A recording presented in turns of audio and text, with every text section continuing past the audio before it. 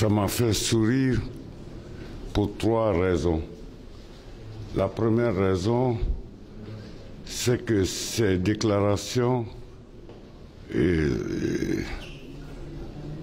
étaient l'expression éloquente de l'ignorance de leur auteur sur les relations internationales.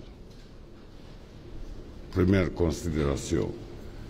Parce que pour un tel accord, ce n'est pas le ministre délégué à la Défense nationale qui le fait, mais plutôt le ministère des Affaires étrangères qui doit le faire, et ces accords pareils dans ce domaine sont ratifiés par l'Assemblée nationale, une assemblée élue.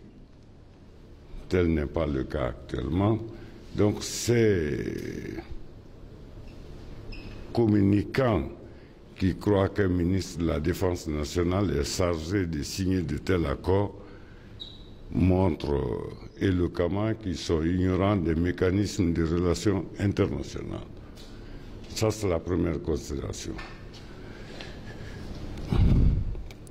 Deuxième considération, c'est chercher le pouce sur un crâne rasé. La République de Guinée, depuis la nuit des temps, notre pays a eu la chance d'avoir les plus grands leaders historiques avant l'indépendance, qui n'ont jamais accepté la soumission, qui se sont défendus. Chaque région de la Guinée a eu un résistant. Donc notre pays est très particulier. De l'indépendance de la Guinée en 1958 jusqu'à nos jours, aucun pays n'a apporté un soutien de quelque nature que ce soit sur le sol guinéen pour la défense de notre patrie. Lors de la crise de Congo qui a amené la mort de Patrice Lumumba, la troupe guinéenne était déjà au Congo. Ce sont les militaires guinéens qui ont conquis l'indépendance de l'Angola, de Mozambique, de la Namibie, formé les soldats de l'Afrique du Sud, libéré la Guinée-Bissau, mettre fin aux coups d'État et aux guerres civiles en Sierra Leone, en Guinée-Bissau, au Libéria, intervenir pour mettre hors d'état de nuire Bob Denard au Bénin.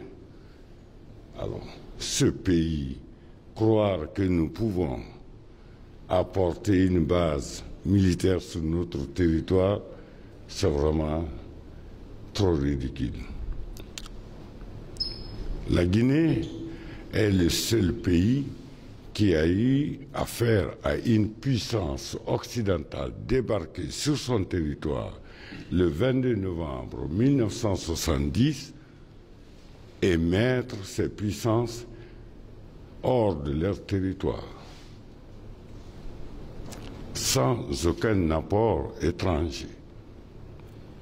La Guinée est le seul pays qui a eu affaire à une rébellion et mettre fin à cette rébellion sans aucune troupe étrangère.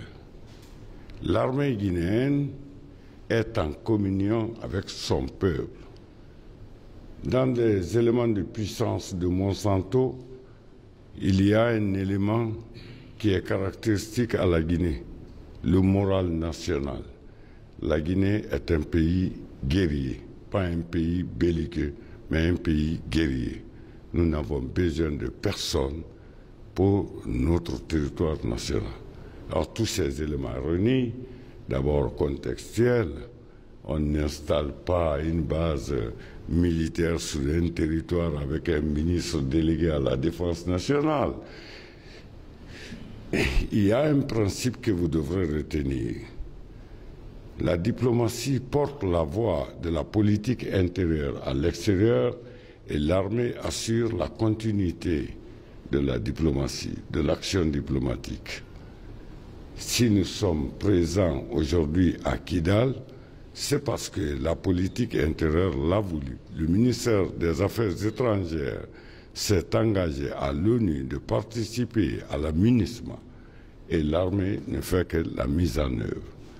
Alors, quand on ignore ces principes-là, aller inventer qu'un ministre délégué est parti signer un accord où il ne sait pas de quoi il s'agit pour installer une base militaire sur un pays qui a été historiquement, depuis des siècles, un pays guerrier qui a eu affaire à toutes sortes d'agressions, de retorsions, d'embargo à cause de son indépendance le 2 octobre 1958 et qui a su résister avec le peuple en armes, les soldats en communion avec son peuple, alors c'est vraiment ridicule comme...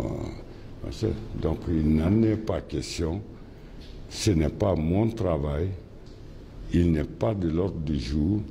Le président de la transition est clair là-dessus. Sa présence, c'est pour redorer l'autorité de l'État, le rayonnement de la Guinée.